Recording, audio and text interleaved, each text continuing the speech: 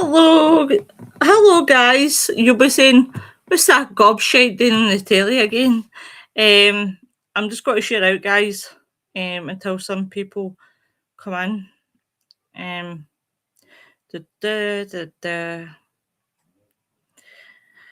Da, few multiverse. How is everyone? Well, there's nobody actually here yet. What the hell am I talking about? Da, da, da. I didn't put it on there. Stupid. Fuck. Right.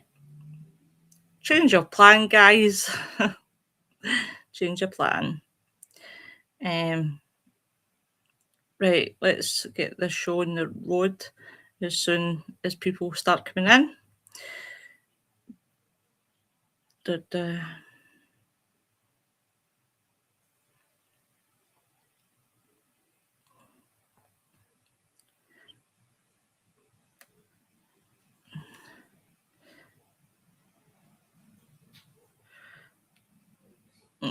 Right, see if MD's coming in. Da, da, da, da.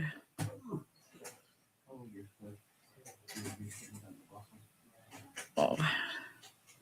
I'm just sitting here, guys, and sharing out as usual.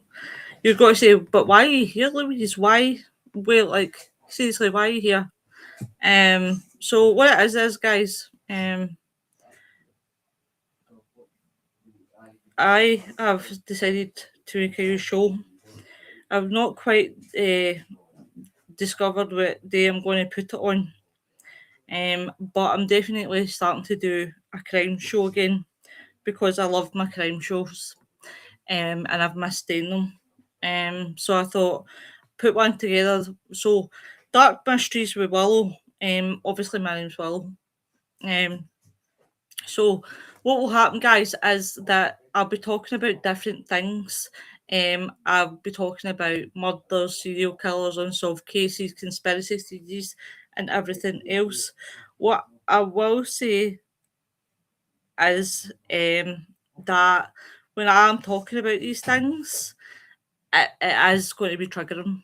It is going to be triggering. So please be advised, guys, that obviously that what I'm talking about is viewers' discretion advised, over 18s only.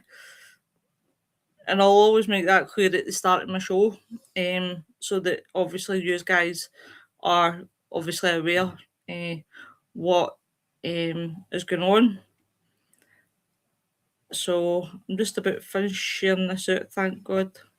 Forget how many groups that I've got. But as I said, guys, I haven't quite decided where I'm actually putting this crime show. So I just thought I'd do one tonight since really I won't have a show on the Mystical Carousel show. We'll be back next week where we talk about Rendlesham Forest. Because I was away down to Rendlesham about nearly 2 weeks ago. And I absolutely loved it. I didn't want to come home. The forest was beautiful there, absolutely beautiful. So it was kind of like I didn't want to come home sort of thing. So, hey Elaine, hey. So, guys, tonight episode 1 obviously is about Jeffrey Dahmer. Now, Jeffrey Dahmer is well known in as the Milwaukee Cannibal or the Milwaukee Monster. Now, he was an American serial killer, guys, and sex offender, and he killed and dismantled 17 men between 1978 and 1991. So, what drove a guy like Jeffrey Dahmer to do something like this? So, when I look at his background, his early life, he was born on May 21st, 1960. He was obviously very, very bright. His father obviously was a student and a research chemist, and his mother was a typist. Dahmer, it's said to be that Dahmer actually was deprived of attention as a kid. Um, Other sources, however, suggest that Dahmer was doted on um, as an infant and a toddler, though his mother was known to be tense, greedy for both attention and pity, and a very, very aggravative with her husband and their neighbours.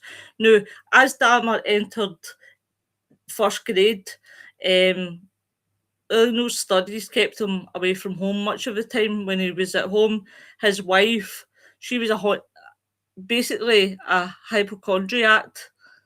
Um, his mum was, who she suffered actually depression, but she wanted constant attention. On one occasion, she actually attempted suicide, and neither parent devoted much time to their son, who later reflected from an early age that he felt unsure of the solidarity of the family. Um, I can imagine the impact that's had on him when he's been at home. He's seen his mother dip, dip, dip, dip. I can see the depression that he would have had. Um, Now, Dahmer then had been an energetic and a happy child. But obviously he had to go under for a double hernia surgery. Now, shortly before his fourth birthday. Now, at elementary school, when we look at his school life, Dahmer was regarded as a quiet and timid guy. You know, one teacher reflected she detached early signs of abandonment due to his father's absence, and his mother's illnesses, the symptoms of which increased when she became pregnant with her second child. Now, she had a second child, but it seems that Dahmer did have friends. No many, but he did have friends. In October 1966, the family then moved to Ohio. Get this back the way. They moved to Ohio when Joyce gave birth in December. Now, Dahmer was actually allowed to choose the name of his new baby brother, and he chose the name David. The same year, the father earned his degree and started working as an analytic chemist in a nearby place. Yeah, I can imagine, Lorraine, what it was, Elaine, what it was like. Um, so then he started work. So from an early age, as you see, Dahmer then became obsessed with animals, especially dead animals. His fascination with dead animals may have begun when at the age of 4. Now, you say to yourself, 4-year-old, that should be a warning sign that, interested in dead animals. Usually kids at that age are crying because they've seen dead animals. But Dahmer was actually quite the opposite. He was actually fascinated by dead animals. So he saw his father remove animal bones from beneath his family home. According to the father, Dahmer was oddly thrilled by the sound of the bones made and became preoccupied with animal bones, which he initially called his fiddlesticks. Now, he occasionally searched beneath and around the family home for additional bones and explored the bodies of live animals to discover where the bodies were actually located. Now, that should have been a really big red flag, woohoo, that, that there was just something not quite right. In May in 1968, guys, the family moved to Bath Township in another part of Ohio. Now, this address was their third in 2 years, and the Dahmer's sixth address since marriage. Now, the home stood in 1.5 acre of woodland, with a small hut a short walk from the house where Dahmer began collecting large insects and the skeletons of small animals such as chipmunks, squirrels. Some of the remains were preserved in jars and stored within the hut. Now, you can imagine, guys, right, that by this time, Dahmer was getting more and more into dead animals. Now, if you're collecting large bones, a skeleton, it, there's just something not quite right. So 2 years on, we've got a chicken, during a chicken dinner, Dahmer asked Lionel, his father, what would happen if the chicken bones were placed in bleach. Now, his father was pleased by what Dahmer had said. A normal person, if their children had asked that question, would be like, what the fuck? Whilst Lionel here was pleased by by what he believed to be his son's scientific, curiosity, demonstrating how to safely bleach and preserve animal bones. Now, Dahmer incorporated these preserved techniques into his home collection.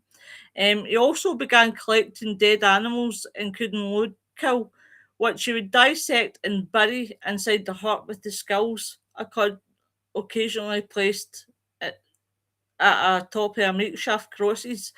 Now, that to me is so red signs, guys. I mean, really, it's like, what the hell? Now, according to one friend, Dahmer explained that it was curious. It was just curiosity, as to how animals fit together. Now, in one instance, in 1975, there was an incident where Dahmer decapitated the carcass of a dead dog.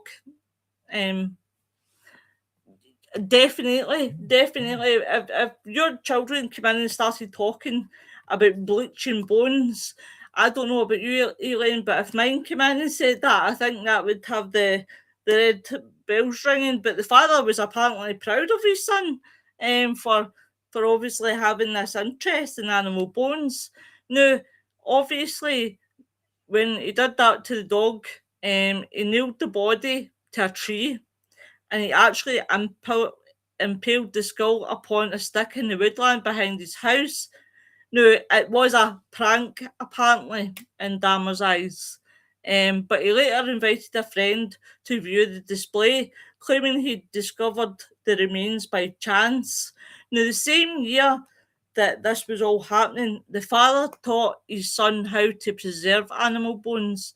And Joyce, the mother, began increasing her daily consumption, and furthering her bond with the family, for her husband and her children. Now, Dahmer, when he was at school, when he obviously moved up to high school, Dahmer was seen as an outcast. By the age of 14, he was drinking beer, and hard alcohol in the daylight hours. Now, he frequently concealed the liquor inside the jacket he wore to school. Now, when the classmates asked him, obviously, why he was drinking whiskey in the morning, Dahmer shrugged and said that alcohol was my medicine. Though largely uncommunicative in his freshman year, Dahmer was seen by staff as polite and highly intelligent. Elaine says, sorry, Elaine, this computer tonight is driving me nuts. I was a teenager then and would have stayed well clear, so his dad must have had red flags. Do you know what? I'm sure deep down that his father wasn't daft. But like you say, that would be red flags to the normal John in the street. Normal parents like ourselves who, if our children come in and said, how do you preserve animal bones in bleach? That would be like, why are you asking this? Sort of thing. But according to, Dahmer's father, that was normal.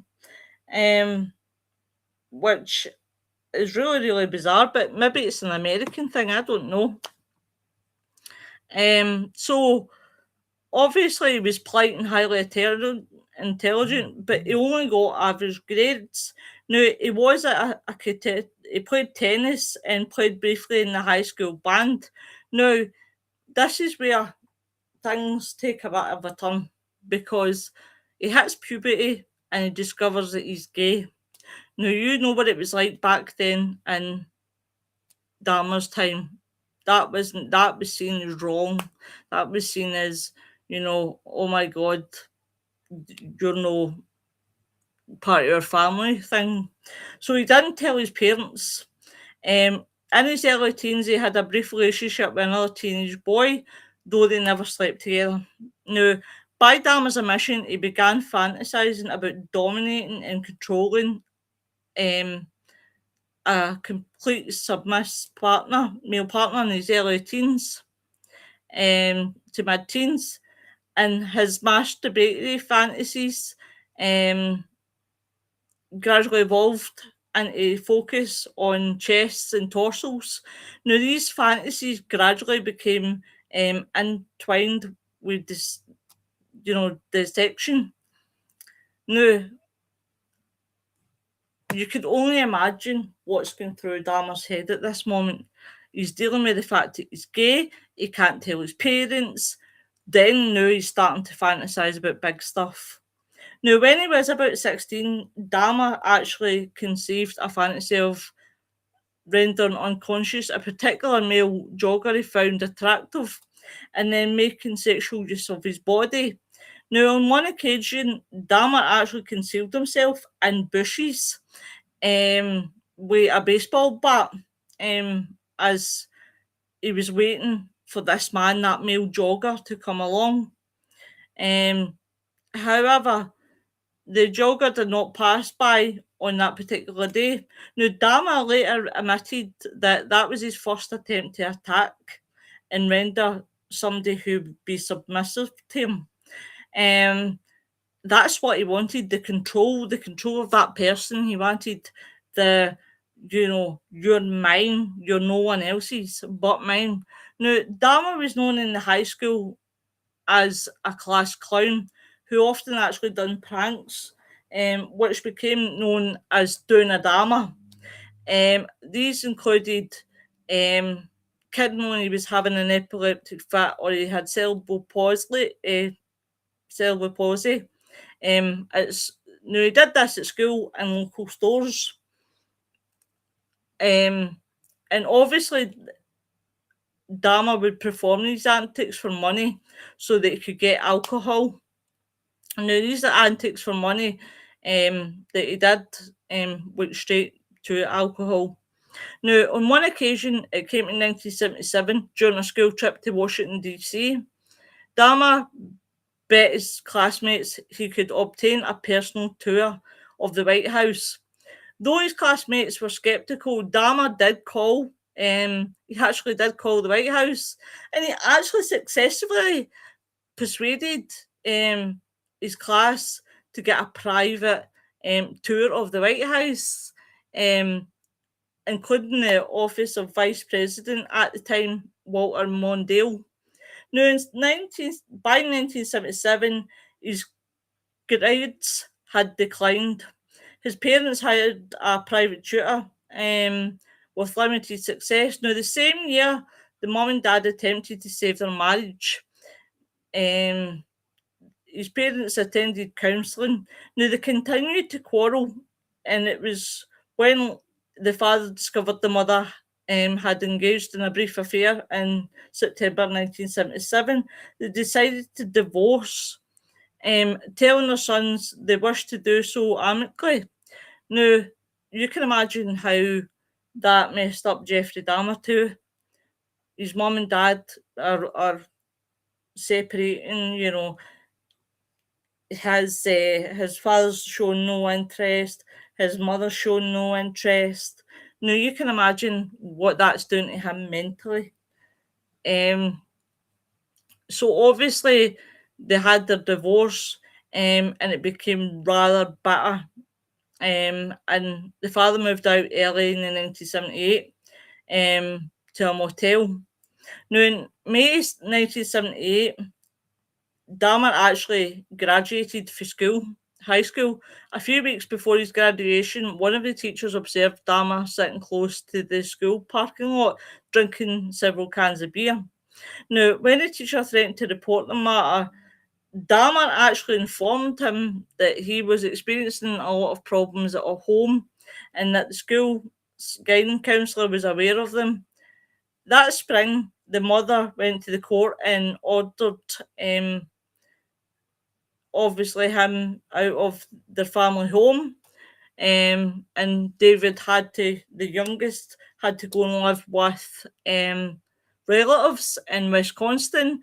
And Dahmer had just turned 18 at this point, and he remained actually in the family home.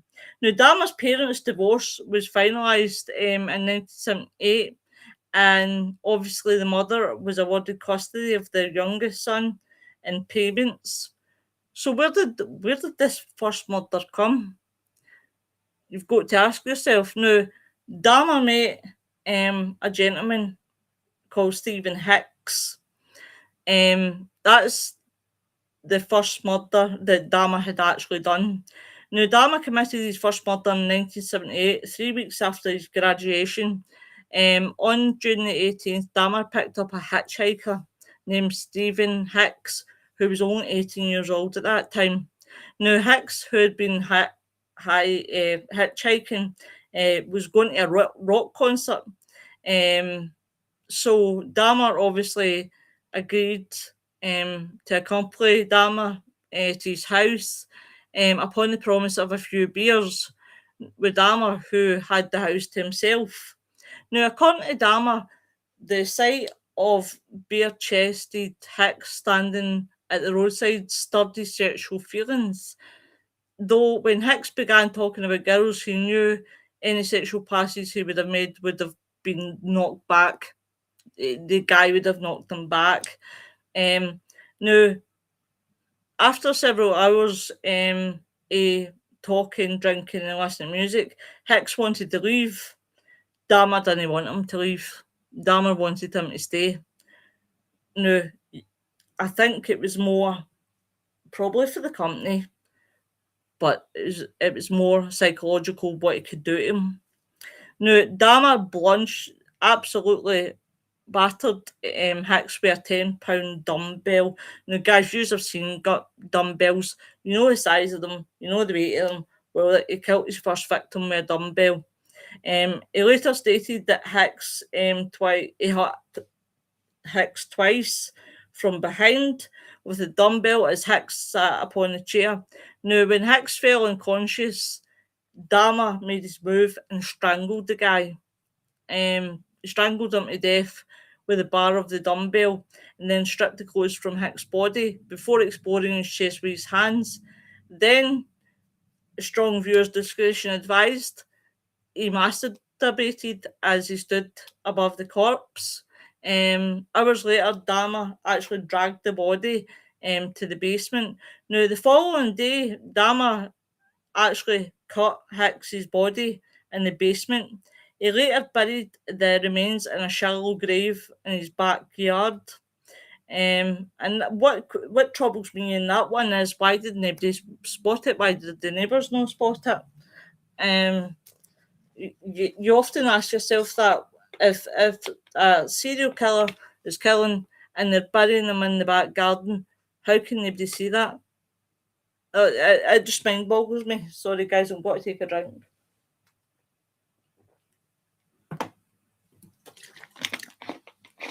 So, obviously, sorry, guys.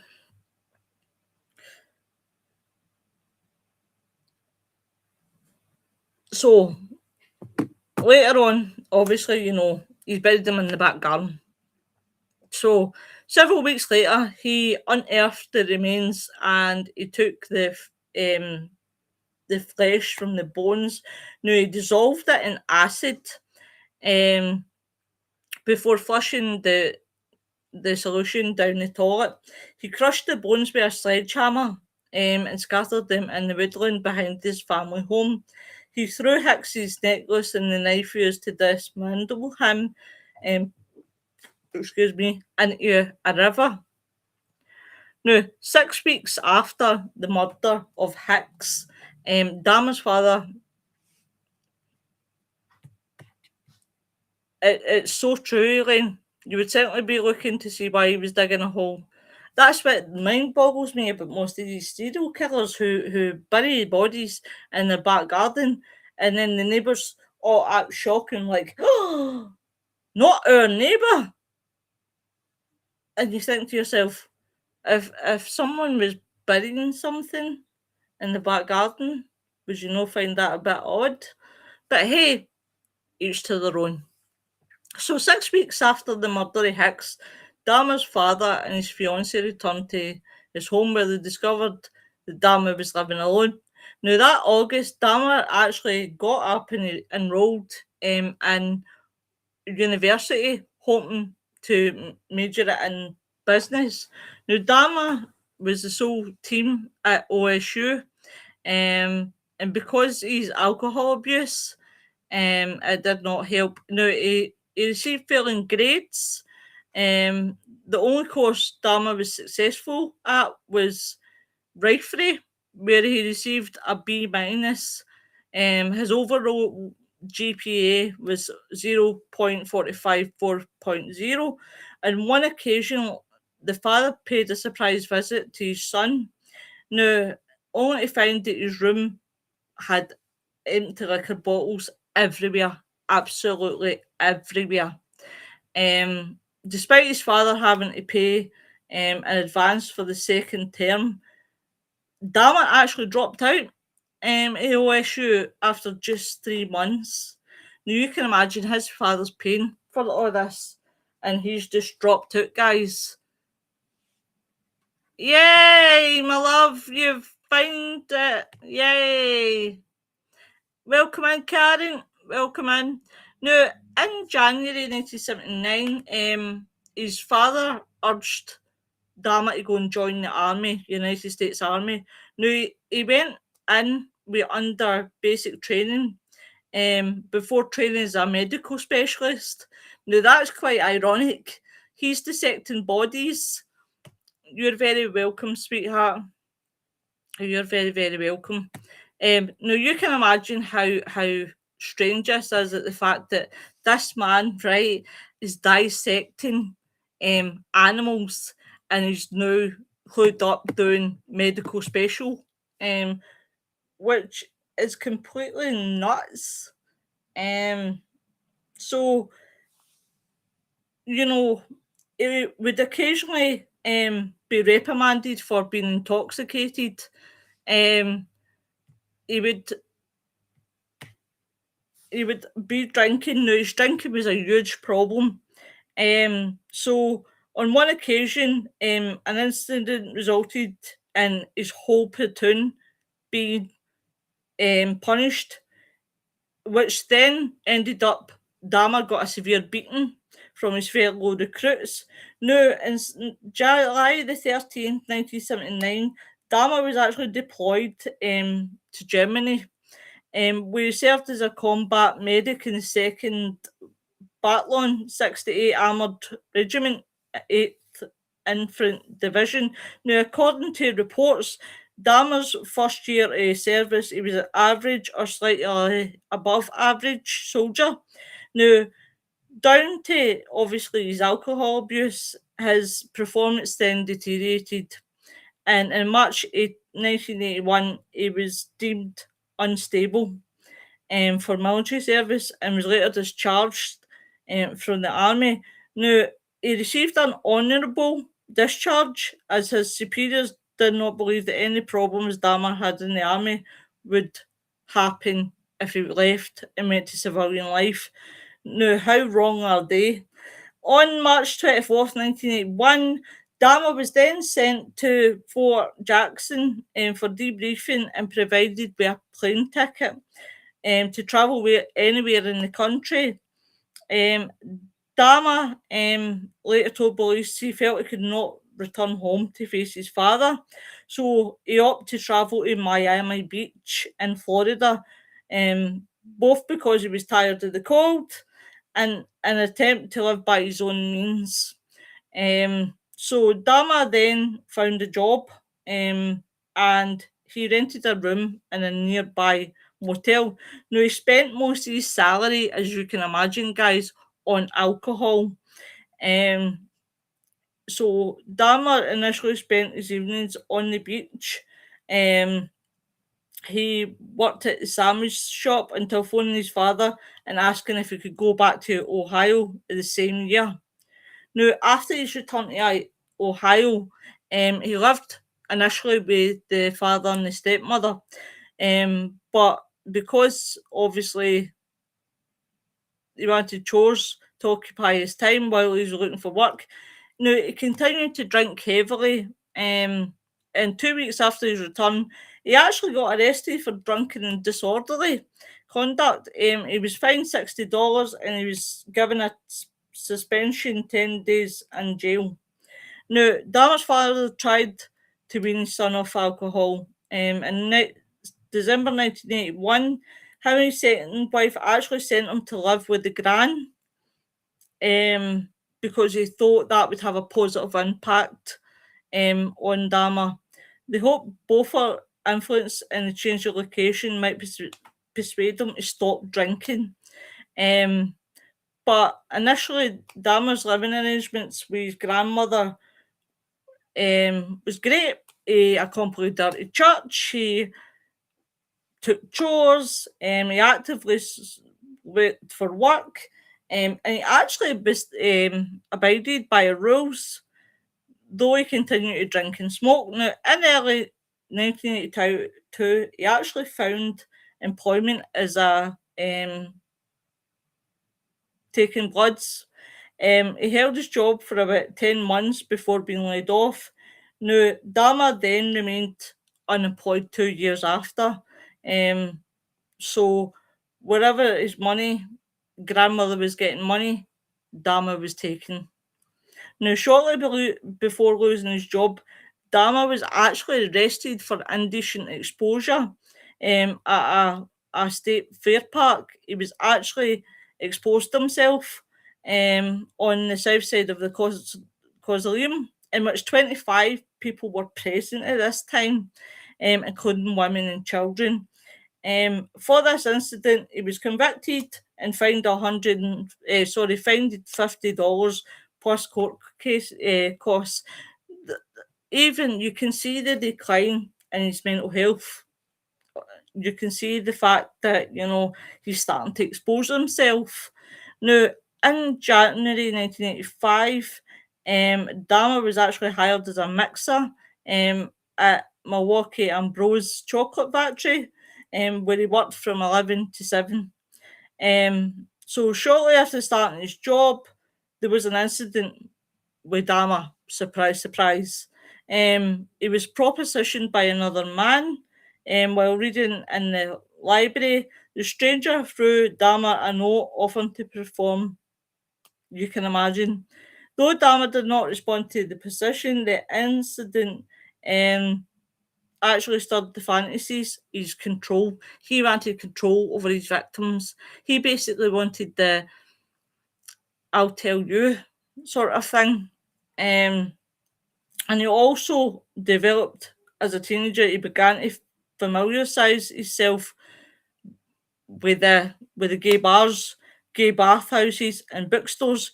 He also stole a male mannequin from the shop, until which he briefly used for sexual stimulation, until his grandmother actually discovered the item in the closet, and demanded that he got rid of it. Now, by 1985, Dahmer had begun regularly at bathhouses. He later described as being relaxed places, but during his sexual encounters, he became frustrated at his partner's moving during the act. Following his arrest, he stated, "I trained myself to view people as objects or pleasure instead of people. For this reason, began in 1986 in June, he actually began giving sleeping pills to his partners. Um, you know, he used to wait till they fall asleep before basically sexually assaulting them. So to maintain the medication. Dahmer informed doctors he worked nights and required the tablets to adjust to that schedule. Now, after approximately 12 such instances, the bathhouse revoked Dahmer's membership and he began to use hotel rooms to continue his practice. Yep, I hear what you're saying, Lorraine. It did catch him off guard a lot. And that one. So shortly after that was taken away from him, he was no longer allowed in gay bathhouses. Dahmer read a report in a news article about an upcoming funeral of an 18-year-old male. Now, he conceived the idea then of stealing the fresh corpse and taking it home. According to Dahmer, he actually attempted to dig up the coffin from the ground, but found the soil too hard and he abandoned the plan. So then we move on to September the 8th, 1986. Dahmer was arrested again, surprise, surprise, for lewd behaviour. But basically what he did was he was masturbating in the presence of two 12-year-old boys as he stood close to the river. He initially claimed he'd merely been peeing, unaware that there was witnesses, but soon admitted the offence. The charge was then changed to disorderly conduct. In March 10th, 1987, Dahmer was actually sentenced to 1 year of probation with additional instructions to undergo counselling. Now we're moving into the late 20s and 30s and other murders that he's done. Now, on November the 20th, 1987, Dahmer was actually at the time still residing with his grandmother when he encountered another man, a 25-year-old man from Michigan, at a bar. Now, he persuaded him to go back to the hotel with him while Dahmer had rented the room for the evening. According to Dahmer, he'd actually no intentions of killing this guy, but intended to simply drug him and lie beside him as he explored his body. The following morning, Dahmer actually woke up to find the guy lying beneath him on the bed, his chest crushed in, and he was black and blue with bruises. Blood was seeping from the guy's mouth, and Dahmer's fist and one forearm was extensively bruised. Dahmer said he had no memory of killing this gentleman and that he could not believe this had happened. Now then, Dahmer got a large suitcase where he took the guy's body to his grandmother's. 1 week later, he was cutting off his arms, head, legs. You can imagine, and then getting the bones from the body before cutting the flesh into pieces. So he wrapped the bones inside a sheet and pounded them into splinters with a sledgehammer. The dismantling process took Dahmer approximately 2 hours. 2 hours to cut him up. He disposed of his remains except the head that he put in the trash. Now, for 2 weeks, Dahmer actually retained the head and kept it and wrapped it in a blanket. After 2 weeks, then he boiled the head in a mixture of detergent, bleach, in an effort to retain the skull, which she then used, as you can imagine, for masturbation. Eventually, the skull became too brittle by this bleaching process, so Dahmer disposed of it. Now, according to Dahmer, this gentleman's murder was an incident after which he did not try to control his compulses. Now, this guy was having compulses, and instead of controlling them, what he did was he went for it. Now, he began actively looking for victims, most of whom encountered in and around gay bars, and he would typically take them back to his grandma's house, during which he would drug them before or after engaging in sexual activity with them. And once the victim had fell unconscious, Boom, Dahmer was there, strangled him to death. Now, 2 months after the killing, he actually encountered a 14-year-old boy. He was a Native American prostitute. At 14, that is shocking. Dahmer actually lured him to his grandmother's house with asking to pay him $50 to pose naked. He engaged in sexual activity before Dahmer drugged him and strangled him on the floor of the cellar. Now, Dahmer then left the body in the cellar for 1 week before then he started dismantling this one. It's much the same manner as what he did to the first guy. He placed all the remains in the trash. The skull was boiled and cleansed in bleach before Dahmer found that it too had became brittle. It is crazy how what age these guys are. It's crazy, Karen, honestly. So then in March 24, 1988, Dahmer met a 22-year-old bisexual man outside the gay bar. Again, lured him to his grandmother's, offered him £50 to stay with them that night. He drugged him again with sleeping pills, strangled him with a leather strap, and then performed oral sex on the corpse. Now, Dahmer dismantled the guy's body within 24 hours. Same procedure again, guys. And he had this head for several months later. Now, on April 2nd, Dahmer encountered a 25-year-old man at a payphone outside a gay bar. Now, Flowers was lured to Dahmer's grandmother's house again on the pretense that Dahmer was obtaining cables to recharge the battery of this gentleman's vehicle. Now, however, he drugged them. Both him and the gentleman heard Dahmer's grandmother calling, "Is that you, Jeff?" Though Dahmer replied in a manner that led his grandmother to believe he was alone, she observed that he was not alone. Now, after that gentleman became unconscious, Dahmer decided he wasn't going to kill him. Hours later, while this gentleman was still out, Dahmer walked him to a bus stop where he left him.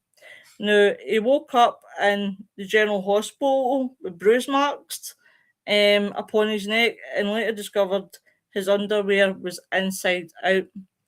Now, in September 1988, that was the year I was born, folks, Dahmer's grandmother asked him to move out, largely because he's drinking and his habit of bringing young men to her house. And the foul smells for the basement, and you can imagine what the smells would have been while he's cutting people up. So Dahmer found an apartment at 808 North 24th Street and moved into residency in September the 25th.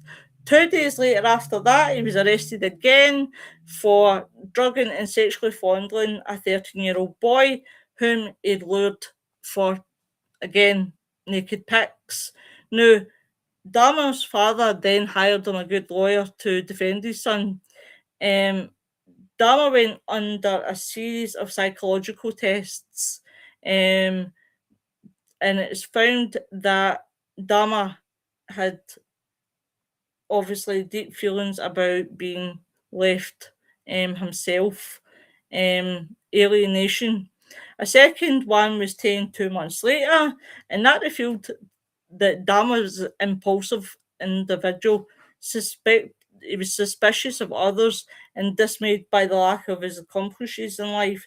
Now, his probation officer also referenced a 1987 diagnosis of Dahmer suffering from schizoid personality disorder. On January 30th, 1989, he pleaded guilty to the charges of second degree sexual assault, and his sentencing was suspended until May. So on March the 20th, you can imagine that Dahmer commenced a 10-day Easter absence from work, during which he moved back into his grandmother's house. Now, 2 months after his conviction, He was sentenced 2 months after his conviction and 2 months prior to sentencing. Dahmer then murdered someone else, his fifth victim, a 24-year-old mixed-race gentleman who he met in a gay bar in March 25th, 1989. Now, according to Dahmer, on this particular occasion, he was not looking to commit a crime. However, shortly before closing time, Dahmer lured the gentleman to his grandmother's home, where the pair engaged in oral sex before Dahmer drugged and strangled the gentleman. Now, the following morning, you can imagine, Dahmer placed the corpse in obviously the grandmother's bathtub, where he actually sat and basically cut up the body before attempting to flay the corpse. Now, he stripped the flesh from the body, and again, with the bones, what he did with them. When he disposed of the trash, now, according to Dahmer, he found this gentleman incredibly attractive, and his body parts was actually the first victim from who he permanently retained like a trophy, and that was his head and his genitals. And he stored them in a wooden box, but he later placed his work locker. When he moved to a new address the following year, he took the remains there. Now, in March 23rd, 1989, Dahmer was sentenced to 5 years probation and 1 year in the House of Correction with work release permitted to register as a sex offender. Now, 2 months before his scheduled release, Dahmer was actually paroled from the regiment. His 5 years probation imposed in 1999. Sorry, guys. So that began to impose. So then Dahmer again temporarily moved back to his grandma's house. So he ended up at the grandma's every time he was doing something wrong. So we come to May 1990, where Dahmer moved out of the grandma's house again, and into 924 25th Street apartment. Now, he obviously took that gentleman's mummified head and genitals with him, though located in a high crime area. Dahmer's new apartment was close to his workplace, and he was furnished inclusive of the bills. Within 1 week of being there, what happened, guys? Dahmer killed his sixth victim, who was a 32-year-old prostitute. Dahmer lured to his apartment with the promise of $50 for sex. When he got into the apartment, he gave him a drink laced with 7 sleeping pills, and then he strangled him. Now, the following day, Dahmer actually purchased a camera, as you can remember, the old Polaroid camera, which he then took several pictures of Smith's body in suggestive positions before dismantling him in the bathroom. Now, he boiled the legs, arms, and pelvis in a steel kettle, which allowed him to rinse the bones in a sink. He dissolved the remaining of the rest of the skeleton, excluding the skull, in a container filled with acid. He later spray painted the guy's head, which he placed along the skull of Sears upon a black towel inside a filing cabinet. Now, he was starting to keep trophies of victims. Approximately 1 week after the murder, Dahmer lured another young man. Now, on this occasion, Dahmer accidentally consumed the drink that was laced for his guest. When he awoke the following day, he discovered there had been several items missing, clothing and a $300 watch. Dahmer never reported this incident. You can imagine why. Now, in June 1990, Dahmer again had lured another person to his place where he drugged them and strangled them.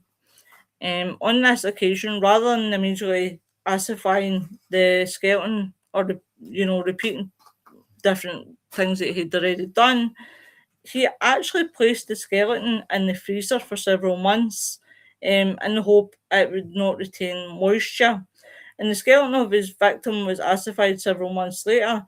Now, Dahmer actually accidentally destroyed the skull when he placed it in the oven to dry it, a process that caused the skull to explode. Dahmer later informed the police he had felt rotten about Smith's murder as he was unable to retain any of the body parts. So he wasn't actually sorry for the murder and what he's done. He's just sorry that the bones had disappeared, more or less. Now, less than 3 months after the murder, another one of Dahmer's victims was a 22-year-old Chicago native, and he met him outside a bookstore. Now, Dahmer, this gentleman agreed to accompany Dahmer to his apartment, again for $50, and further allowed him to listen to his heart and stomach. Now, how fucking strange is that? If somebody pays you $50 to come home to listen to your heart and your stomach, I don't know about you guys, but I would freak out personally. But this gentleman thought it was okay, obviously. And when Dahmer went to attempt to perform oral sex on the gentleman, he said that would cost him extra. Where Dahmer decided, well, you know what, fuck you, and gave this gentleman a drink laced with 2 sleeping pills. So on that occasion, Dahmer had only 2 sleeping pills to give his victim. Therefore, he'd killed this gentleman by slashing his artery with the same knife he used to dissect his victims. This gentleman bled to death within minutes. Dahmer then posed the nude body again, folks, for obviously different sexual ways. And Dahmer repeatedly kissed and talked to the several head while he dismantled the remainder of the body. Now, guys, that is freaking freaky. How freaky is that? He's sitting there kissing that head and talking to him as he dissect through the body. Yeah, you often, when you talk about serial killers and you go into actually what they've done, you would love to see the world through their eyes. As in, what is it that obviously you're doing? Sorry, guys, I got a bit distracted there. So obviously, to understand what had been done. Now, Dahmer wrapped his heart, liver, biceps, and portions. He was so messed up, Cam. He really was so messed up. So Dahmer obviously wrapped that and portions of the flesh from the legs and the plastic bags, and he placed them in the freezer for later consumption. Now, he boiled the remaining flesh and organs into jelly-like substance using Solex, which enabled him to rinse the flesh off the skeleton, which, again, Dahmer wanted to keep.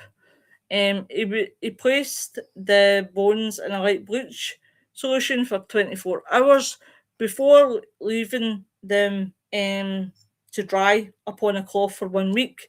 The several head, again, was placed in the refrigerator before being stripped off flesh and painted and coated with enamel. Guys, how disgusting is that? Placing the several head in the freezer. I would have hated to see his freezer, though I would have been fascinated to see what a sort of man keeps in his freezer. It would definitely is freaky. Now, 3 weeks after that murder, Dahmer encountered a 22-year-old father of 2. He persuaded him to return to his apartment for a few drinks with additional money on the offer. Again, for the same thing, for nude photos. Now, in a statement to the police after his arrest, Dahmer said that given he did not feel attracted to him, this gentleman, so he didn't give them, obviously, sedation, but was afraid to allow him to wake, fear that he would be angry. Also, he did drug him. So his fear was this gentleman was going to wake up, and he would be angry. Therefore, what did he do? He strangled them, and dismantled the body, retaining no body parts whatsoever. He got rid of it. He got full, took photos, got rid of it that day. Following the murder of this gentleman, Dahmer then gave it a bye. He stopped killing for almost 5 months. You find that, yeah, he was getting more regular too and killing people. And the thing about it, Elaine, was that we're looking at now, he had a 5 month break. Though on a minimum of 5 occasions between October 1990 and February 91, he unsuccessfully attempted to lure men into his apartment. He regularly complained his feeling of both anxiety and depression to his probation officer through this time. Now, he would bring up things like his sexuality, his lifestyle, his finance difficulties, and that. So shortly before Thanksgiving, he faced his father and younger brother. On several occasions, Dahmer also referred to having suicidal thoughts. Now, the 1991 murders, in February 1991, he observed a 70-year-old person at a bus stop, and according to Dahmer, he lured them in again with pictures, naked pictures. He drugged them, cuffed his hands behind his back, and then strangled him to death with a leather strap. Now, he then dismantles this gentleman, retaining his skull, hands, and genitals, and photographing each stage of the dismemberment process. You know what? I can't imagine what the photos would have looked like. Less than 2 months later, he encountered a 19-year-old walking to get a cake cut, lured him again, drugged him, and drilled a hole actually through his skull. Though which he injected acid, and according to Dahmer, Lindsay awoke after the experiment when Dahmer had conceived in the hope of a permanent unresistable state, saying, "I have a headache, what time is it?" In response to this, Dahmer again drugged the same gentleman, strangled them, and again dismantled the body, kept the skull. Now you can imagine how many skulls this gentleman had. You can imagine how many skulls he had. He then done the same thing, placed the guy's body in skin and solution in cold water and salt for several weeks in the hope permanently the bones would be fine. He disposed of Lindsay's skin when he noted it became too frail and brittle. Now, by 1991, fellow residents were complaining of foul smells. In addition, the sounds of falling objects and the occasional sound of a chainsaw. Now, everybody was starting to get suspicious about this, and obviously the smells. Now, you could only imagine what the smells was. If it's rotten flesh, if it's rotten skull, whatever. Now, Dahmer was contacted about this, though he initially excused the odours from his apartment as being caused by his freezer breaking, because the contents became spoiled. Now, on later occasions, he actually informed Bricewell that the reason for his resurgence of the odour was several of his tropical fish had died. I can only imagine, Cam, how awful that smell must have been. Like, I personally, I wouldn't be able to handle it. So he said he would take care of the matter. Now, on May 24th, that's my uncle's birthday, would have been my uncle's birthday, 1991, Dahmer then accounted, sorry guys,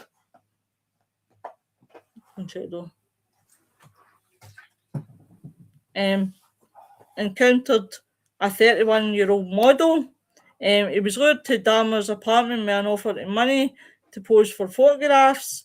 He was drugged and unconscious before Dahmer injected acid in his head.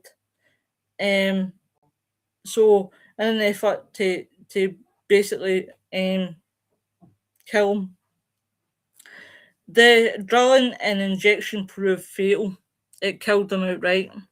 Now, on the afternoon of May 26, 1991, Dahmer encountered a 14-year-old teenager.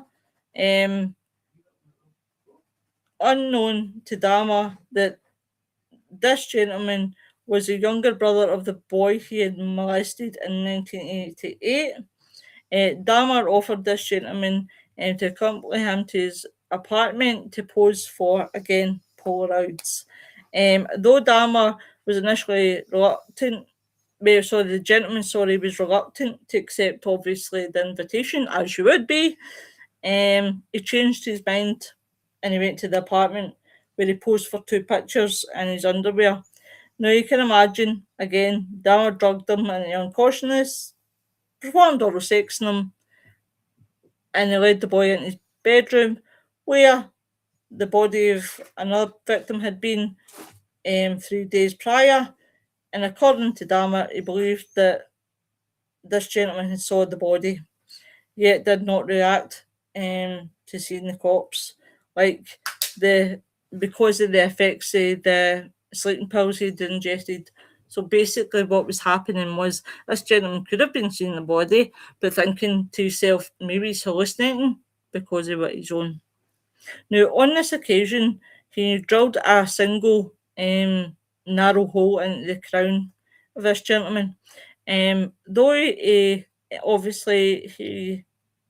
injected the acid into the frontal lobe, Dahmer then drank several beers and lay beside him before briefly falling asleep and then leaving his apartment to drink at a bar and then going to get more alcohol.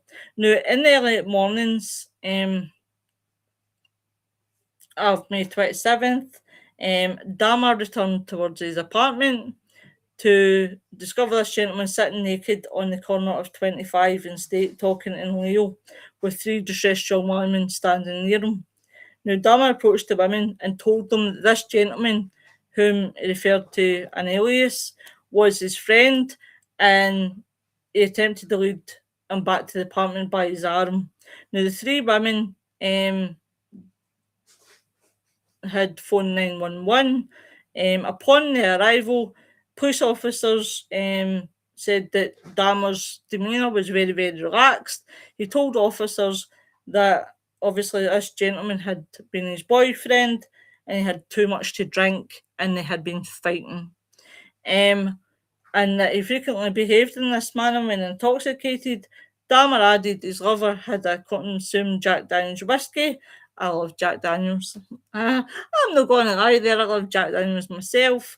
That evening, the 3 women were shocked and one of them attempted to obviously say to the officer, try and get his attention and tried to push the fact that this gentleman, Dahmer, was weird.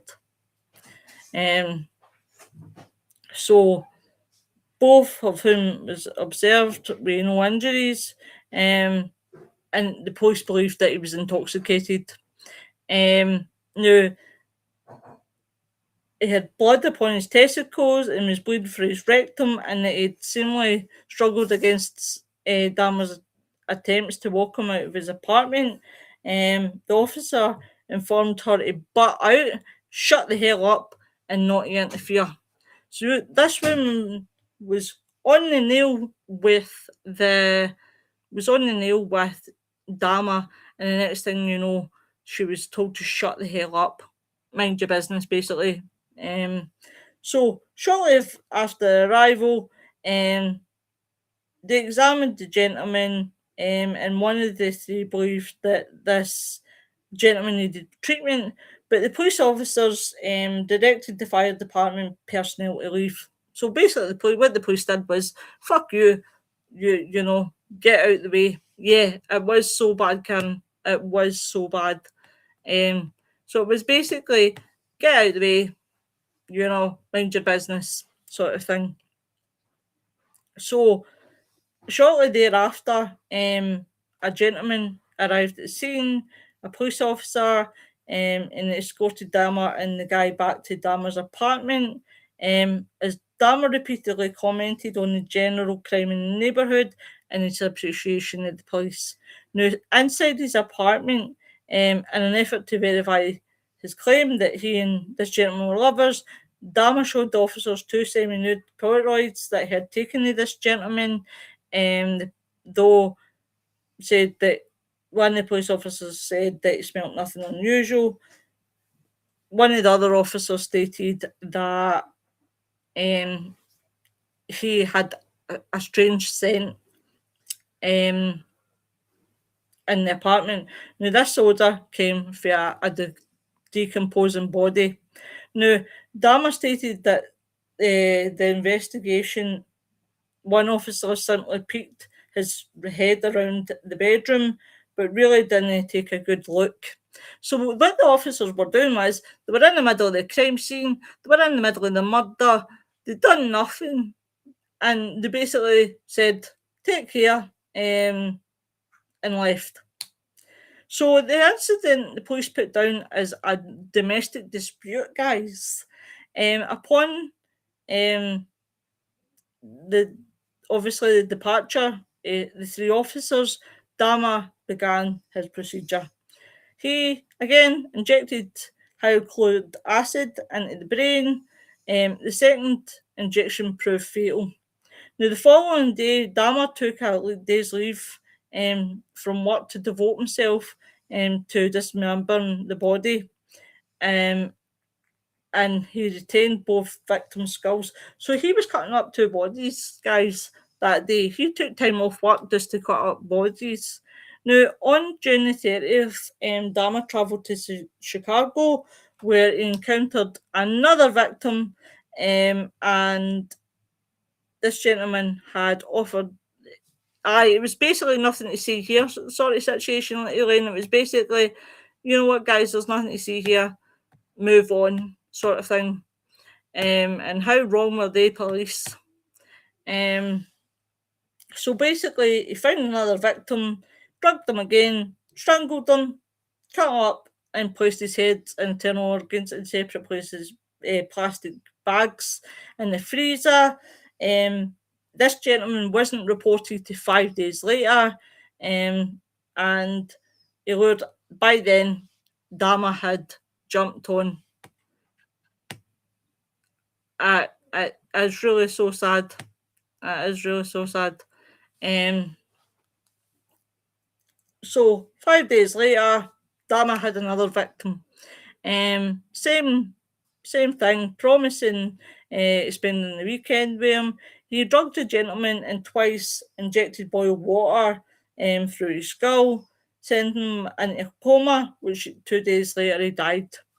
Now, on July the 15th, Dahmer encountered a 24-year-old at the corner of 27th Street. Again, wanted nude pictures. You can see what the MO is here. He's approaching people. He's asking gentlemen to come back to his house for $50 to take nudes. Now, they engaged in sexual activity before, again, Dahmer would drug him. On the occasion, Dahmer actually intended to prolong how he spent with this gentleman alive. After unsuccessfully attempting to obviously render him, what did he do? He used chloroform. Now, he phoned his workplace again to request a day's absence. This was granted, though the next day then, when he went into work, he was suspended. Now, after strangling this gentleman, Dahmer had sex with the corpse before then dismantling him. He placed the guy's heart and head in the freezer, in the refrigerator, and his skeleton in the freezer. Now, upon receiving the news of Dahmer luring a 25-year-old to his apartment, there was another victim. He was strangled, left lying in Dahmer's bed, covered with a sheet for 2 days. Now, on July 21st, Dahmer then removed the sheet to find the head covered in maggots. He decapitated the body, cleaned the head, and placed it in the refrigerator. Now, he later had ossified a gentleman's torso, along with two of those other victims killed previous within the month. Now, we're coming to his arrest.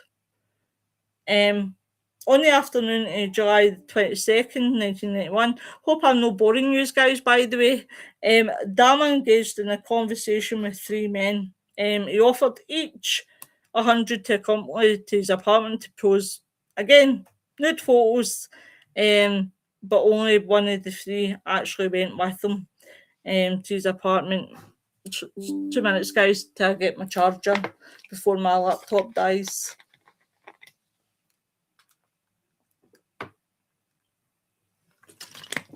That's just typical. I leave the charger at the other side of the room, and I should have bloody brought it with me. 2 minutes, guys.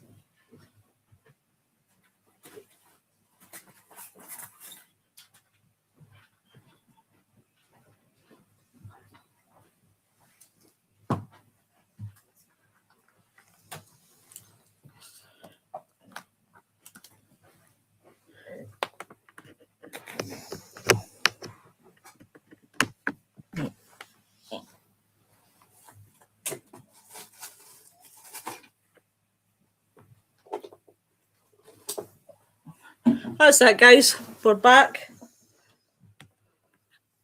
Interesting. Never got to hear the whole story. Well, there you're getting an insight tonight, Elaine, about obviously what had went on. This is the first time, guys, that I'm learning it as well, because you find that no, you don't get much information like this, but when I found it, I was happy because I was like, that will definitely give me obviously a lot to talk about. So on the afternoon of July 22nd, 91, Dahmer, again, as I told you, three men, only one of them came, and this gentleman noticed a foul odour and several boxes of hydrochloric acid on the floor, which Dahmer gave the excuse using it for cleaning bricks. Now, after some minor conversations, Dahmer had asked this gentleman to turn his head, review tropical fish.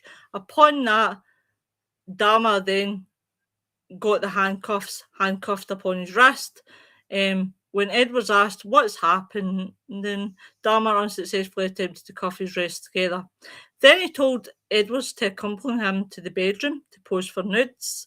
While inside the bedroom, Edwards noted there was male posters, nude male posters on the wall, and a videotape of the Exodus 3 was playing. He also noted a blue 57 gallon drum, in the corner. From what you can imagine, the strong odour smell, it would have been horrible. I could see why the neighbours were complaining. Dahmer then got a knife and attempted to stab Edwards. Edwards unbuttoned his shirt, saying he would allow him to do it, so if he would remove the handcuffs and put the knife away. In response to this promise, Dahmer simply turned his attentions towards the TV. Edwards observed that Dahmer rocking back and forth and chanting before turning his attention back to him. He placed his head on Edward's chest, listening to his heartbeat, and with the knife pressed against him, attended, obviously, he was going to eat this gentleman's heart out.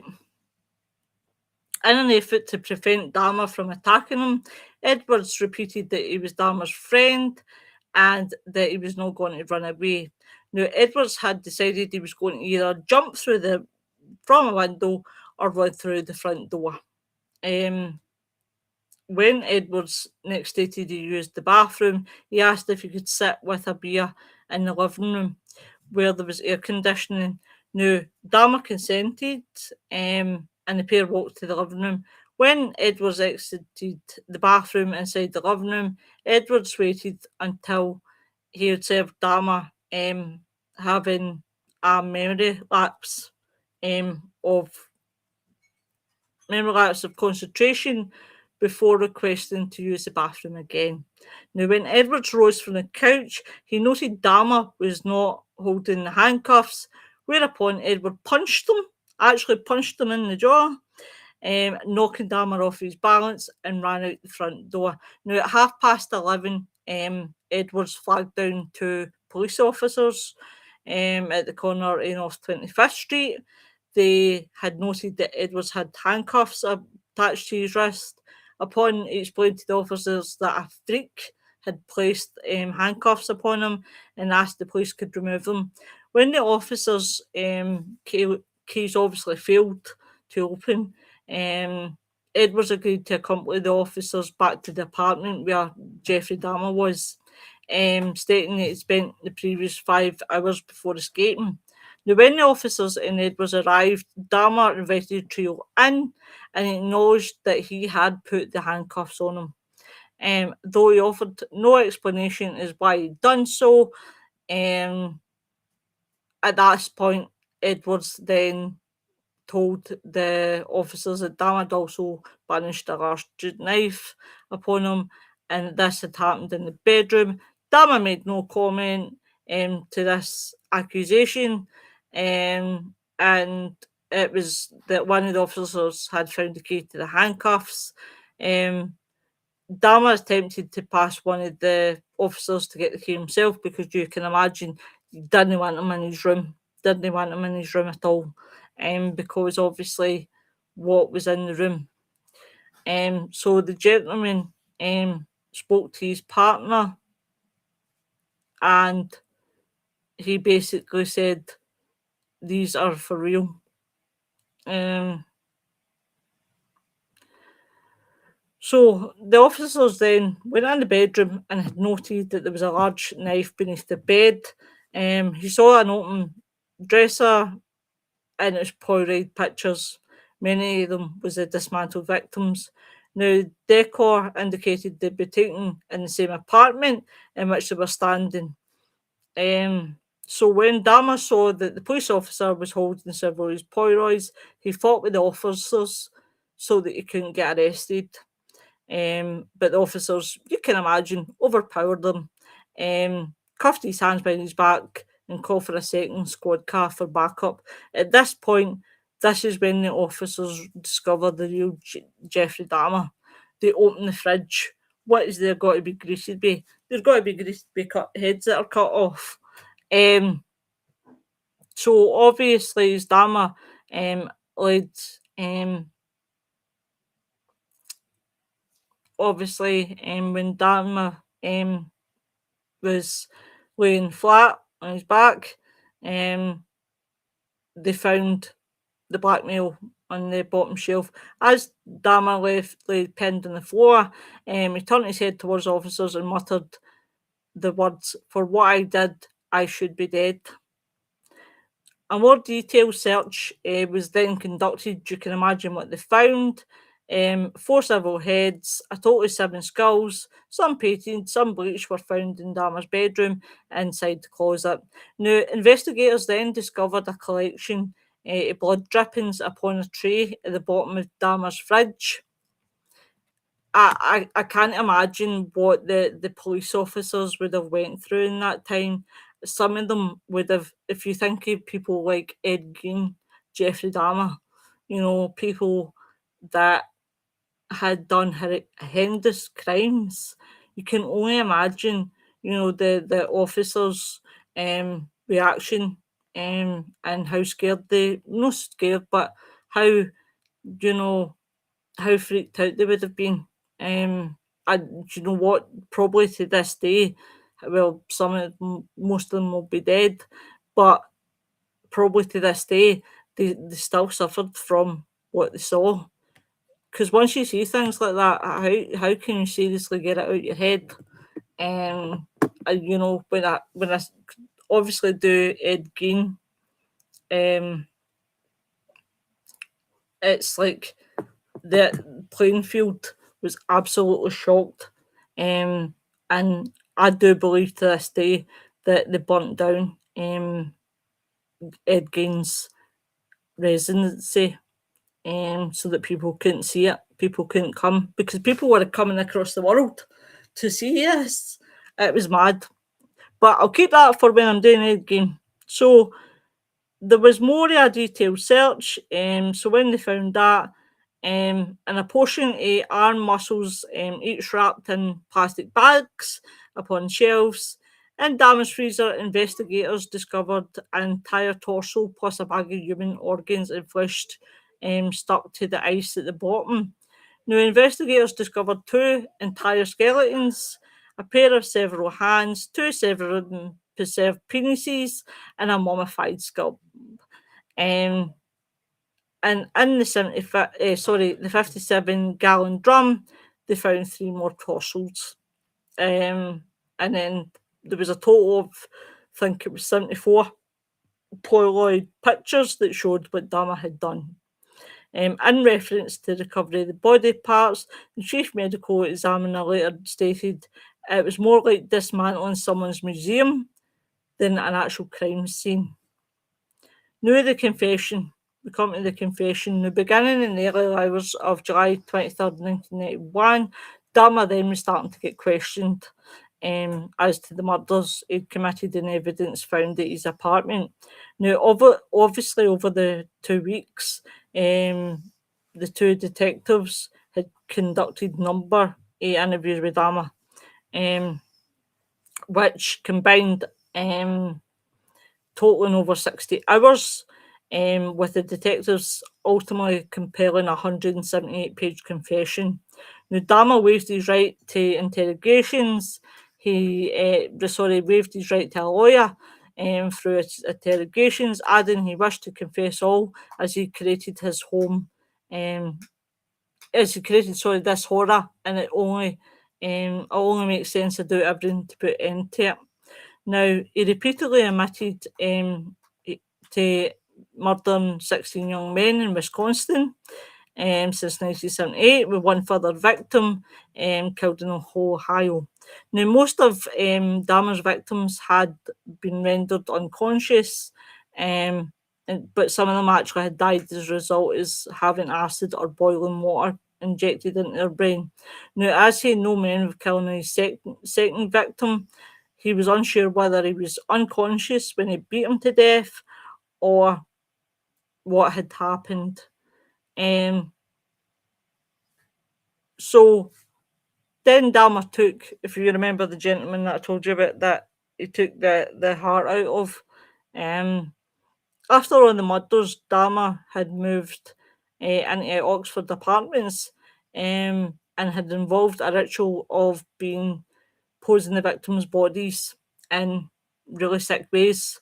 Dahmer even admitted he engaged in acts of nephiliac with several of his victim body, including performing sexual acts with their visa. As he dismantled their bodies in his bathtub, having noted that much of the blood pooled inside his victim's chest after death, Dahmer first removed their internal organs, then he went to the torso, so that the blood drained out the bathtub before dicing any organs he did not wish to retain in the flesh from the body. Now, the bones he wished to dispose of were acidified with bleach or Solex. The fact Dahmer then confessed to having consumed the heart, the liver, the biceps, and portions of the thigh of three victims that he'd killed. So he had retained the flesh and organs of other victims for intended consumption. So this is where he starts to turn into a cannibal.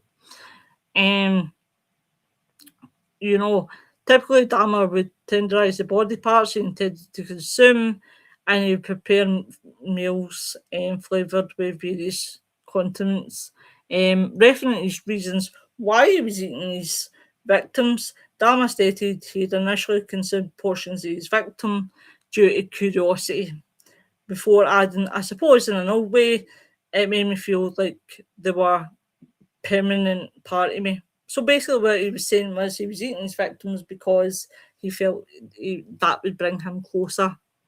Now, describing the increased rate in the rate of his killings, Dahmer stated that he had been completely swept along with his impulse to constantly kill, and it was never ending.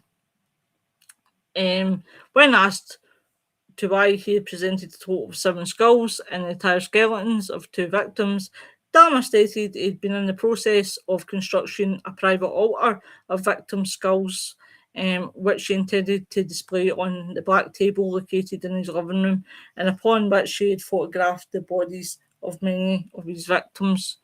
The display of the skulls was adjourned at each side with complete skeletons. The 4 several heads that was found in his kitchen were found with all the flesh removed and used in this altar. So incest sticks were to be placed at each end of the black table, above which Dahmer had intended to place a large blue lamp with extended blue globe lights. The entire construction was to be placed before a window covered by a black shower curtain, in front of which Dahmer intended to sit in the black leather chair. Now, when someone asked in 1981 whom the altar was dedicated to, Dahmer replied, "Myself. It's a place where I can feel at home." Now, he further described that the intent of the altar was a place for meditation, from where he believed he could draw a sense of power, adding, if this arrest had happened 6 months later, that's what they would have found.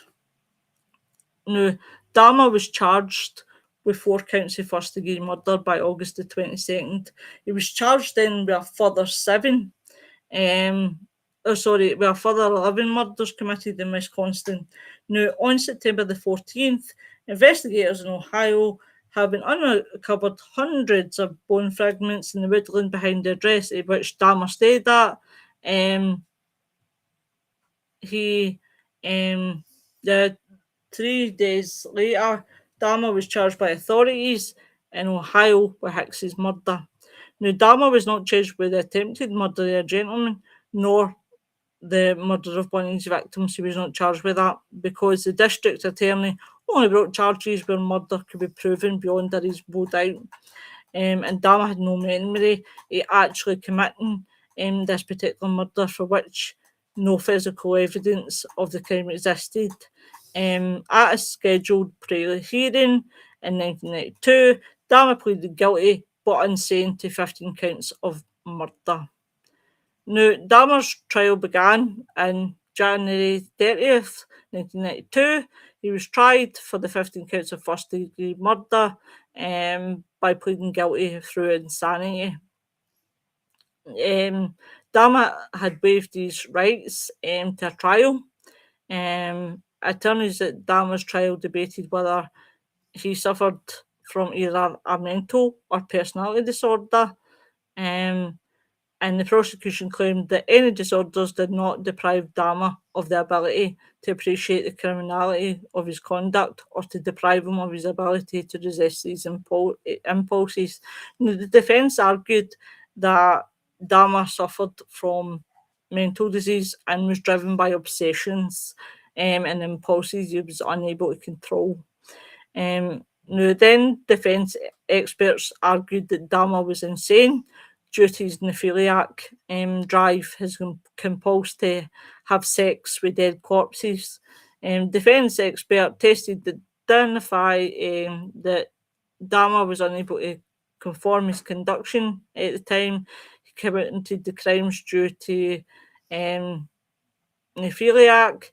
There was a second opinion, and that's when Dahmer was diagnosed as a nephiliac, though she added Dahmer had informed her he preferred compost sexual partners to deceased ones, percentage of the time. They went to a final defence expert who testified and had diagnosed Dahmer with nephiliac, borderline personality disorder, schizo personality disorder, alcohol dependence, and a psychotic disorder. Now you can imagine that shitstorm for Dahmer, and you can only imagine how it drove him to do what he did, especially with having all the personality disorders, the alcohol dependency, and the dependency would have probably set him off even further because he was totally out of his mind. Now, on February the 8th, a psychiatrist testified on the behalf of the prosecution, and Dahmer, his belief was that Dahmer was without mental disease or defect at the time he committed the murders. He described Dahmer as calculating and cunning individual, who knew for right for wrong, um, but with the ability to control his actions and whose lust overpowered his morals. Um, so Dahmer was not a sadist. They concluded that he wasn't a sadist. Now, the second and final witness to appear began his testimony on February 12th. He didn't believe that Dahmer had any sort of mental disease, that Dahmer went to great lengths to be alone with his victims and have no witnesses. And then he would obviously explain that there was ample evidence that Dahmer prepared in advance for each murder, and therefore his crimes were not impulsive. Though the gentleman did ask about the nephiliac, which, if it was a choice or if it was a habit. He stated his belief that Dahmer's habit of becoming intoxicated was why, connected with the murders. He also noted that Dahmer strongly identified with villains from the Exodus 3, Return of the Jedi. I've never ever seen that, so I couldn't tell you. So it was particularly the level of power held by his characters, and Dahmer's psychic. He wanted basically to watch these films. Now, Dahmer was then again diagnosed with substance use disorder, and still schizotypical personality disorder. Now, there was a forensic psychologist and a clinical psychologist that testified about Dahmer's pathologist, independent of either prosecute or defence. He stated Dahmer was motivated to commit murder by a pent-up aggression with himself. He killed those men because he wanted to kill the source of his homosexuality, attraction to them, and killing them, he killed what he hated in himself. Now, again, you can see all the different psychologists' view, and they're adding this diagnosis, taking that diagnosis off, adding this diagnosis, taking the diagnosis off. But they believed that this gentleman believed that he had personality disorder, severe mixed personality disorder with antisocial, obsessive compulsive, sadistic, fetish, borderline, and nephiliac features. But otherwise, he was legally sane, so he knew what he was doing. So then he testified that it was longing for companionship that caused Dahmer to kill, and testified that Dahmer was not psychotic. He actually described him as pleasant, with a courteous sense of humour. He was, yeah, exactly, Karen. Some people are just evil, but he was still a bright young man. Now then, he diagnosed him with a personality disorder, no other way specific. Now, the closing arguments, now we come to the trial ending, and Both attorneys delivered their closing arguments to the jury. Now, each attorney was allowed to speak for 2 hours. So we've got the defence, who repeatedly referred to the testimony of the mental health professionals, almost all of them whom had agreed Dahmer was afflicted with a mental disease. Now, Boyle argued that Dahmer's compulsive killings had been the result of a sickness he'd discovered and not chose. Boyle then said that Dahmer, as a desperate, lonely and profound sick individual, so out of control he could not confirm his conduct anymore. Now, following the defence counsel's 75-minute closing argument, he delivered his closing argument for the prosecution, describing Dahmer as a sane man in full control of his actions, who simply strove to avoid detection. Now, McCann described Dahmer as calculating, who killed to control his victims and retain their bodies, mainly to afford himself a prolong of sexual pleasure. McCann argued that by pleading guilty but insane to the charges, Dahmer was seeking to escape responsibilities for his crimes. He was then convicted. Dahmer was ruled to sane. He certainly was evil. He certainly was evil. Dahmer was then ruled to be sane and not suffering from any mental disorder at the time of the 15 murders, for which he was tried, though in each count 2 of the 12 jurors signified their dissent. Formal sentencing was postponed until February the 17th. On this date, Dahmer, obviously Dahmer's lawyer, announced his client's wish to address the court. Dahmer then approached and read from a statement prepared by himself in his defence as he faced the judge. In his statement, when we look at his statement that he was given to the court, he emphasised the feeling that he had never desired freedom following his arrest, and that he frankly wished for his own death. So Dahmer was wanting to die, basically. He'd been motivated by hatred, that he understood that nothing he said or could do would undo what he'd done. He caused the death of families. He caused to the family of the victims in the city of Milwaukee, and that he and the doctors believed his criminal behaviour had been motivated by mental disorders. Dahmer added that his medical knowledge had given him some peace, and though he understood that society would never forgive him, he hoped that God would. Dahmer closed the statement with, "I know my time in prison will be terrible, but I deserve whatever I get because of what I've done. Thank you, Your Honour, and I'm prepared for your sentence, which I know will be maximum. I ask for no consideration." He then returned to his seat and awaited sentencing. Dahmer was sentenced to life in prison, plus 10 years upon the first 2 counts. The remaining 13 counts carried a mandatory sentence of life plus 70 years. But the death penalty was not an option for the judge to consider the penalty phase, as Wisconsin had actually abolished capital punishment in 1853. Now, upon hearing Dahmer's sentencing, his father and stepmother requested to allow a 10-minute private meeting with their son before he was transferred to an institute to begin his sentence. Now, the request was granted, and the trio exchanged hugs and well wishes before Dahmer was escorted away. Now, 3 months after his conviction, Dahmer was put to another place in the institution in Ohio to be tried for the murder of his first victim. The court hearing lasted just 45 minutes. Dahmer pleaded guilty and was sentenced to the 16th term of life imprisonment on May the 1st, 1992.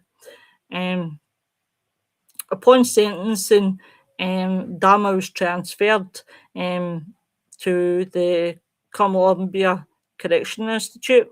For the first year of his incarceration, he was put in solitary confinement due to concerns for his physical safety should he have contact with fellow inmates. He received ample correspondence from individuals across the world, with several individuals donating money, which he spent on items such as cassette recorders, stationery, cigarettes, and magazine. Now, you can imagine people are fascinated with serial killers like myself. I am absolutely fascinated with serial killers. I have been for a young age, due to my gran watching crime programs. I used to love sitting and trying to work out thing with.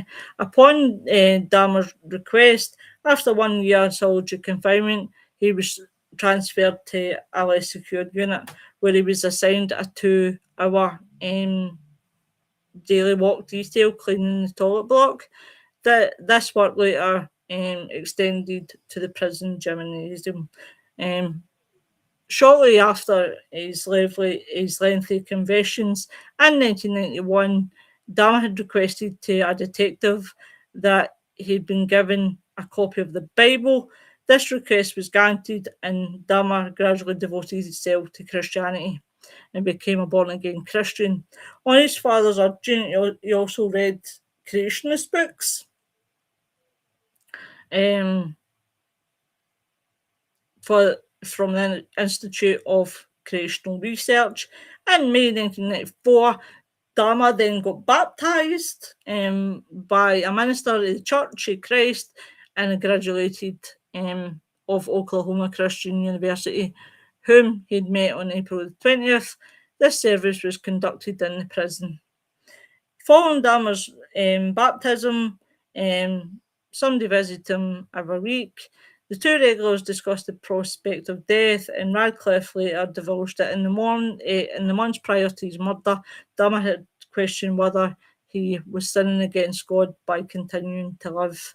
Referred to his crimes in 1994 interview, Dahmer had stated, "If a person doesn't think that there is a God to be accountable to, then what's the point of trying to modify your behaviour to keep it within acceptable ranges?" That's how I thought anyway. So you're getting an inside look. This guy wants to be a born again Christian. He wants to make up for what he's done by turning to God. And on the morning of July 3rd, 1994, a fellow inmate attempted to slash Dahmer's throat with a razor embedded in a toothbrush. As Dahmer sat in the prison chapel after the weekly church service was concluded, Dahmer received superficial wounds that had not been. He'd got lucky; he wasn't seriously injured in this point. But according to Dahmer's family, he'd been ready to die. He wanted to die. And accepted any punishment which he might endure in prison. In addition to his father and stepmother maintaining regular contact, Dahmer's mum also kept in touch with her son prior to his arrest. Joyce related that in her weekly phone calls, whenever she expressed concerns for her son's physical well-being, Dahmer responded with comments to the effect of, "It doesn't matter, Mum, I don't care if something happens to me." So this gentleman was wanting to die. You could tell that he just wanted to die. He didn't care if he would get attacked in prison. He didn't care if he was going to he accepted his fate. Basically, he knew what would happen to somebody like Dahmer who'd done such sick crimes. Now, this is where we come to Dahmer's death. On the morning of November 28th, 1994, Dahmer had left his cell to conduct his assigned work, followed by two inmates. The trio left unsupervised in the showers of the gym approximately for 20 minutes. And at approximately 10 past 8, Dahmer was discovered on the floor of the bathrooms of the gym with extreme head wounds. He had been severely bludgeoned about the head and face with a 20-inch metal bar. His head had also been repeatedly struck against the wall in the assault. Though Dahmer was still alive, and was rushed to a nearby hospital, he was pronounced dead 1 hour later. Anderson had been beaten with the same instrument. He died from his wounds 2 days later. Now, the gentleman who murdered Jeffrey Dahmer was already serving a life sentence for a murder committed in 1990, and he confessed to attacking Dahmer with a metal bar as Dahmer was cleaning the staff locker room. So, according to Dahmer, didn't yell, make any noises as he was being attacked. Immediately after the attack, both men returned to the cell, formed a prison guard. God told me to do it, and Jeffrey Dahmer is dead. He was adamant he had not planned these attacks in advance, though he later divulged to investigators he'd concealed a 20-inch iron bar used to kill both men in the clothing shortly before the killings. Dahmer's final words: "I don't care if I live or die, go ahead and kill me." Upon his death, his mother responded angrily to the media: "Now, is everyone happy? Now that he's bludgeoned to death, is that good enough for everyone?" The response of the families of Dahmer's victims were mixed. Some were celebrating, whilst others were sad. So that one of the victims, the heart, said that the heart is worse now because he's not suffering like we are. Now, the district attorney who had prosecuted Dahmer cautioned against turning into folk like the gentleman who killed him into a hero. Because you can imagine that a lot of people were like, yay, let's celebrate this man killing him. The jail didn't want him to be, seen as a hero. So, on May the 15th, 1995, this gentleman was sentenced to 2 additional life sentences. Dahmer had stated in his will that he wished for no service to be conducted and he just wished to be cremated. September 1995, Dahmer's body was cremated and his ashes divided between his parents. Now, owing to a disagreement between the parents, exactly, Karen. He was in prison for a reason. Dahmer's brain. So the parents were fighting over whether Dahmer's brain should be retained for medical research. This organ was initially retained, but later cremated in December 1995. Now we look at the aftermath. On August the 5th, 1991, as in the nature and scale of Dahmer's crimes actually come to the light, a candlelight vigil was held to celebrate and heal the community, and it was attended more than with 400 people. So there was, community leaders, gay rights activists, family members of several Dahmer's victims, and it was to share the feelings of pain and anger over what happened. Dahmer's murders were committed in a time when there was racial tension in Milwaukee. A professor of community studies at the University of Wisconsin, Milwaukee, later stated that race relations in the city had been in a state of despair for nearly a decade at Dahmer's arrest. But as you can see, folks, Dahmer obviously had been killed. Now, his father did publish a book and donated a portion of the proceeds from his book to the victims' families. Most of the families showed support for his book, though 3 families sued the father too for using their names in the book without obtaining prior consent. And the third family, that was Stephen Hicks, filing a wrong death suit against the family and citing parental neglect as a cause for the claim.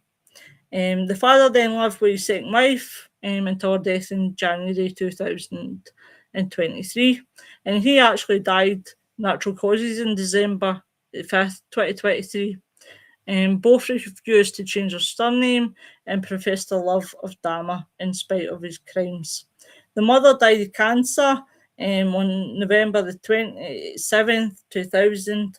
Prior to her death, she had attempted suicide on at least one occasion. Dahmer's young brother has changed his surname and continues to live in minority. And there you go, guys. There's the story of Jeffrey Dahmer. And I hope you guys have enjoyed the show. I've nearly went 2 hours. So you can imagine my old voice is getting dead croaky. But that was really interesting to learn all that about Jeffrey Dahmer. It certainly was. And I think the memories of what happened when people were getting dressed up when that season of Dahmer. Thanks very much, Karen. You're a doll. So obviously, the episode of Jeffrey Dahmer came out. What happened in the year of October? Everybody's favourite month, Halloween, especially mine. Everybody was dressing up as Jeffrey Dahmer. And I was like, can you imagine going to somebody's door who happened to be like the great grandson or whatever, or great auntie or something, like a distant relative? You open the door and there's Jeffrey Dahmer.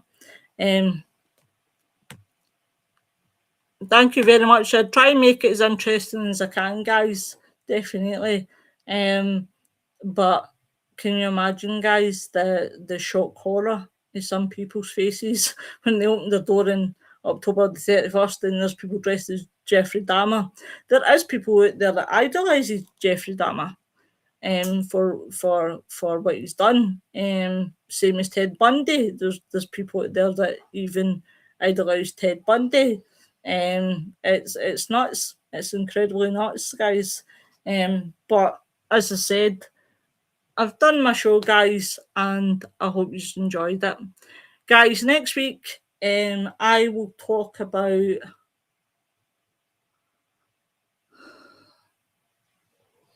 Ed Gein. I'll do a show on Ed Gein. And we'll talk about Ed Gein. For people who don't know who Ed Gein is, he's the butcher of Plainfield.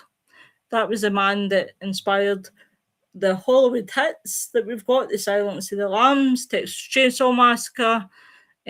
So that's what we'll do next week, guys. Same time, 6:00 p.m. on Wednesdays. I'll just put it as Wednesdays as the days. But thank you very much for the support, guys, in the chat who came. I really enjoyed your company. Thank you very much, Elaine, for coming, and Karen as well. Thank you, guys, and whoever else was watching. Thank you so much, guys. Join us next week when we talk about Ed Gein for episode 2. Everybody have a good week, good weekend. Stay safe, and always be kind to each other. Bye, everyone.